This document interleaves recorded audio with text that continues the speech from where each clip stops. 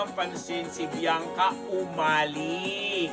Oo, nagbibida sa Mananambal kasama ang superstar si Bulilit na si Nora Honor. O, di ba? Yung mga fans si Nora Honor dyan, huwag kayong basta-basta nang babash. Sabi ko nga sa mga panulat ko, kung yung pag-iingay ninyo yan sa social media ay dinadali ninyo sa pagsuporta sa upcoming pelikula na mananambal ng inyong idolo ay mas maganda pang pakinggan at mamakita.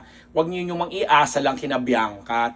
Tapos pagdating ng i-claim ninyo na ganito ganyan. Ayoko, hindi ko kayo aawayin kasi sabi ko nga bias naman ako, Vilmanian ako. Baka sabihin niyo porque Vilmanian ako at Vilma Santos ang hinahangaan ko, hindi ko nabibigyan ng espasyo ang pelikula na kasama rin naman si Nora Honor kasi nga in all fairness naman, syempre, superstar yan para sa inyo, nararapat lang naman din siyang, alam mo yon, naging bahagi siya ng industriya ito, na may pelikula naman ng mga dekalidad na alam naman nating nararapat suportahan natin, hindi sa pag-iingay lang sa social media at paggamit sa kung sino-sino pang artista. Huwag nang ganun. Kasi minsan napipikon ako, aminin ko, napipikon ako, paminsan-minsan doon sa mga nababasa ko na parang paulit-ulit na lang, best actress, best actress ng 5 continents, hindi pa ninyo kumpletuhin yung 7 continents.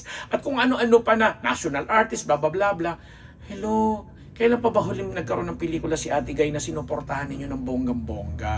Ayoko na mag-bias kasi sabi ko, bias ako pag Vilma Santos. Pero sana, yun na, patunayan na lang ninyo na yung idolo ninyo ay nadyan pa rin at karapat dapat ninyong tulungan. Kasi ito, sina Bianca Umali, Kelvin Miranda, sina E.A. Guzman, sina Jerry Gonzalez, sino pa ba yung mga ibang kasama nila dun sa Mananambal.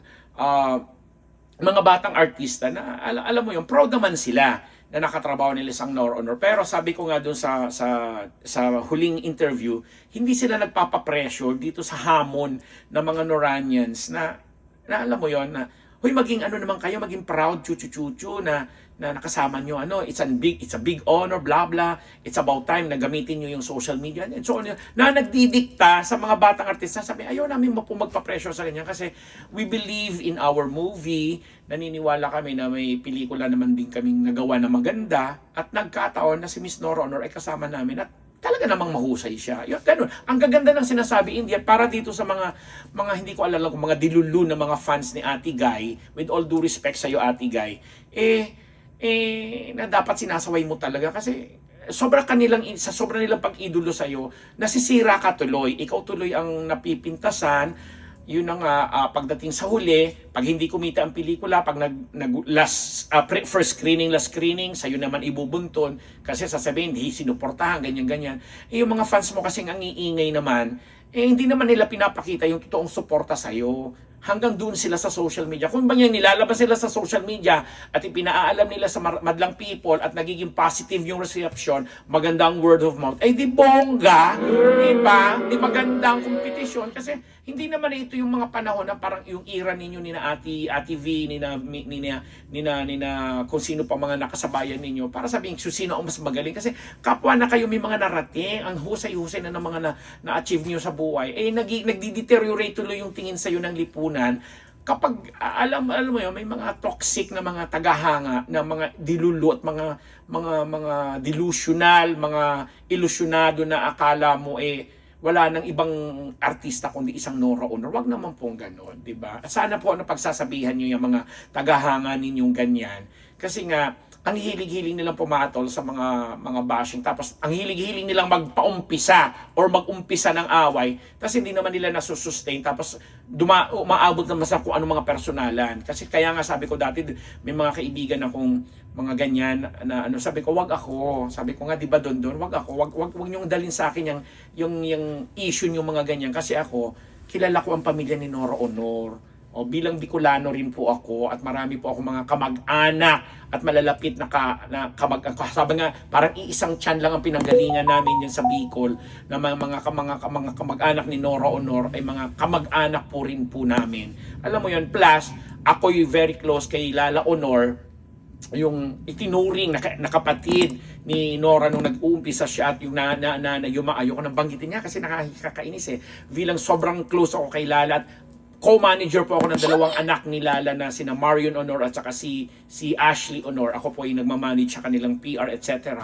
Ang dami kong kwentong alam, plus yung mga iba pang nakakasalamuha ko mga kwento. With all due respect sa iyo, Ate Guy, hindi kita hindi sinisiraan dito or what, pero sa dami-dami na mga kwento na pag pinagtagpi-tagpi ko, ay talaga namang madudurog ang isang Nora Honor. Kaya yung mga fans mo po, please, di ba? Bianca Umali, Kelvin Miranda, Jeric Gonzalez, E.A. Guzman, and Miss Nora Honor. Yan po yung mga nagkasama-sama sa pelikulang Mananambal na dinirect ni Adolph Alix, di ba? Na tinutulungan ngayon ng GMA Network, GMA Pictures, para maipakalat sa sambayanan na may pelikulang ganito. Nasabi pa nga namin, parang 2 years in the making na, in-enter na yun sa mga sa film festival na hindi nakaano. Anyway, yung mga nega-nega na yun, wag na lang. Gawin na lang yun yung positibo. Kasi sabi ko nga, napakatagal ng panahon na pinanabikan din ng mga manonood na mapanood ang isang Nora Honor sa movie. Kasi ayaw ko na ikumpara sa isang film dahil wala naman akong hindi magandang sasabihin dahil bias nga akong filman yan. But then again, gusto kong bigyan ng espasyo at ipanawagan na rin sa iyo, Ate Guy, nasawayin mo yung mga Noranians mo kasi imbis na makatulong, nakakasira. Charot! Diba, yun lang. Kasi di ba, sayang naman ang pagka-national artist mo po, Ate Guy. Di ba? Wala namang kumo-question dyan eh.